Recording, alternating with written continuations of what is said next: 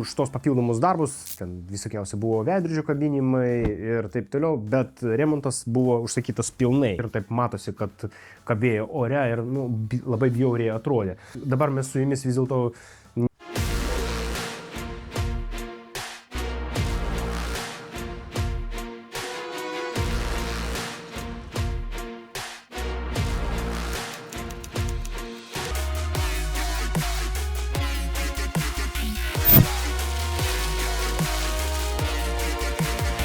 kažkur tai reikėjo laukti apie 3 savaitės, kad būtų ištaisytas arba pakeistas. Dar kartą pasikartoju, čia pilnai buvo pakeistas. Esu su jumis vietoje, štai naujas objektas. Prieš tai nebuvo hidroizoliacijos ir žinokite, kad labai puikiai nusiema tos plytelės. Aš norėčiau ant šios sienos montuoti kolektorių, kad neturėti kažkokių tai sujungimų. Dušo padas, baltas ravak. Tai kaip ir viskas gerai, išbetonuosime grindis.